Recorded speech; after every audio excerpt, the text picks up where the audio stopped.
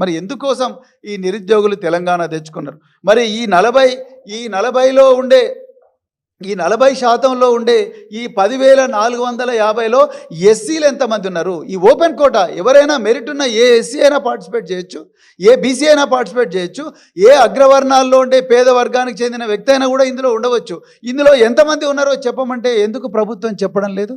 ఎందుకు దీన్ని అంత సీక్రెట్గా పెడుతున్నారు?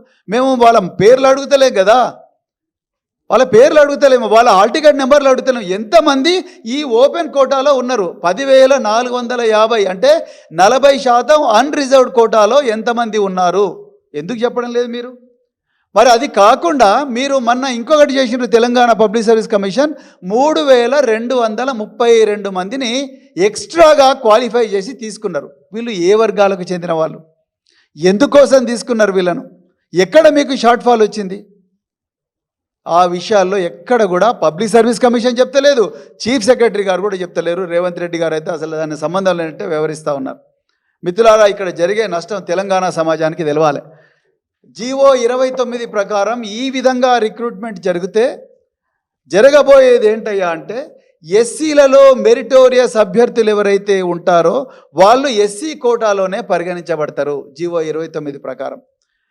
బీసీలలో ఎవరైతే మెరిటోరియస్ అభ్యర్థులు ఉంటారో వాళ్ళు బీసీ కోటాలోనే పరిగణించబడతారు. ఎస్టీలో ఎవరైతే మెరిటోరియస్ అభ్యర్థులు ఉంటారో వాళ్ళు ఎస్టీ కోటాలోనే పరిగణించబడతారు. అగ్రవర్ణాల్లో పేదలు ఎవరైతే మెరిటోరియస్ కోటాలో ఉంటారో వాళ్ళు కూడా అగ్రవర్ణాల్లో పేదల ఈడబ్ల్యూఎస్ కోటాలోనే పరిగణించబడతారు. వాళ్ళని ఎవ్వరిని కూడా ఓపెన్ కోటాలోకి రానివ్వడం లేదు. అంటే ఈ 40% అన్రిజర్వ్డ్ పోస్ట్స్ ఏవైతే 209 పోస్టులు ఉన్నాయో ఈ 209 పోస్టుల్లో ఎస్సీ, ఎస్టీ, బీసీ, మైనారిటీలు అదేవిధంగా అగ్రవర్ణాల్లో పేదలకు స్థానం లేదనేది ఇప్పుడు పబ్లిక్ సర్వీస్ కమిషన్ చేస్తున్న రిక్రూట్మెంట్ విధానం వల్ల చాలా క్లియర్గా అర్థమవుతున్నది.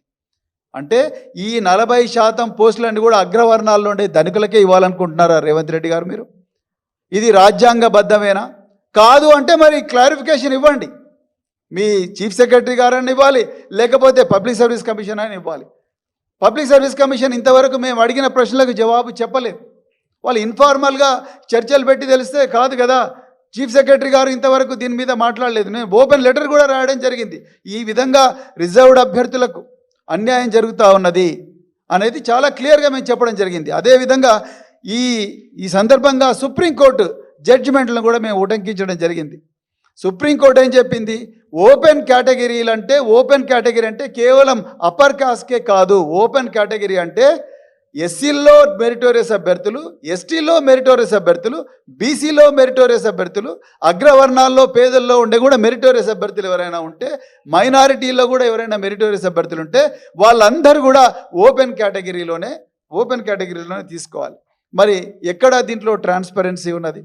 నిజానికి ఈ విధంగా ఈ వర్గాల్లో మెరిటోరియస్ అభ్యర్థులందరూ కూడా ఓపెన్ కేటగిరీకి వస్తే ఇంకా దాదాపుగా 14,000 మంది ఎక్కువగా క్వాలిఫై అయ్యే అవకాశం ఉన్నది. కానీ అవకాశాన్ని ఇలా కాల రాస్తున్నారు రేవంత్ రెడ్డి ప్రభుత్వం.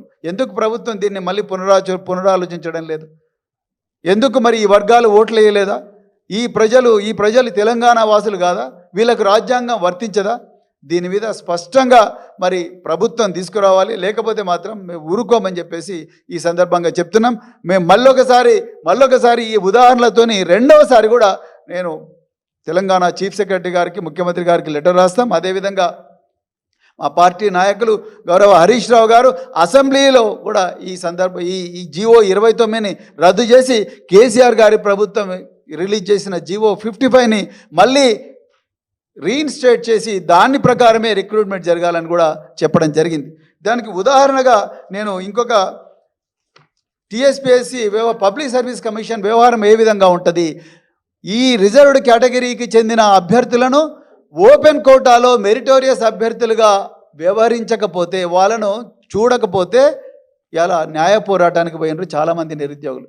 అందులో ఒక అమ్మాయి మరి చాలా 10 సంవత్సరాల పోరాటం చేస్తే కోర్టు ఆ అమ్మాయికి మరి ఉద్యోగం ఇచ్చిందంటే 3 మెరిటోరియస్ అభ్యర్థులను రిజర్వ్ కేటగిరీలో చూపిస్తే అది తప్పని చెప్పి కోర్టు వాళ్ళందరినీ కూడా ఓపెన్ కేటగిరీలోనే పరిగణించాలి, దానివల్ల మిగతా 3 రిజర్వ్డ్ అభ్యర్థులకు న్యాయం జరుగుతుందని చెప్పేసి కోర్టు చాలా స్పష్టంగా తీర్పిచ్చింది. మీ ముందరనే పెడితే మీ అందరికీ కూడా నేను సప్లై చేస్తాను. ఇవన్నీ కూడా టీఎస్పీఎస్సీకి తెలియక కాదు, కానీ ఇవాళ తెలంగాణ ప్రభుత్వం రేవంత్ రెడ్డి గారు ఈ ఓపెన్ కోటా అంతా కూడా అగ్రవర్ణాల్లో ఉండే ధనికులతోనే వాళ్ళతోనే నింపాలనుకుంటున్నాడు. దీంట్లో ఏదో గూడు పుటాన్ని నడుస్తూ ఉన్నది. దీని మీద ప్రభుత్వం స్పష్టతనివ్వాలి, ప్రభుత్వం క్లియర్ స్టేట్మెంట్ ఇవ్వాలి. అదేవిధంగా ఈ 209 పోస్టులకు 1:50 నిష్పత్తిలో ఎంపిక చేసిన అభ్యర్థుల్లో ఏ వర్గాల వాళ్లకు చెందిన వాళ్ళు ఎంతమంది ఉన్నారనేది ప్రభుత్వం చాలా క్లియర్గా చెప్పాలి. ఓపెన్ కోటా కటాఫ్ చెప్పాలి, ఎస్సీ కోటా కటాఫ్ చెప్పాలి, బీసీ కోటా కటాఫ్ చెప్పాలి, అదేవిధంగా మరి మైనారిటీ కటాఫ్ చెప్పాలి, ఎకనామికల్లీ వీకర్ సెక్షన్స్ కటాఫ్ చెప్పాలి. అదేవిధంగా మిగతా కటాఫ్స్ అన్నీ కూడా చెప్పినప్పుడే దీంట్లో స్పష్టత వస్తుంది. అంతే తప్ప ఇంతవరకు కోర్టుల కేసు ఏం పడలేదు, ఇప్పుడు మళ్ళీ కోర్టు కేసులు పడితే మళ్ళీ ఎగ్జామ్ ముందరికి నడవదని ఈ ఎమోషనల్ బ్లాక్మెయిల్ చేయడం కరెక్ట్ కాదు. అందుకొరకే ఈ విషయంలో స్పష్టత ఇవ్వాల్సిందిగా మరి భారత రాష్ట్ర సమితి తెలంగాణ ప్రభుత్వాన్ని డిమాండ్ చేస్తున్నది. థ్యాంక్ యూ వెరీ మచ్ మిత్రులు. అసలైన తొలి వెలుగు. ఫాలో వాట్సాప్ @తొలి వెలుగు అఫీషియల్.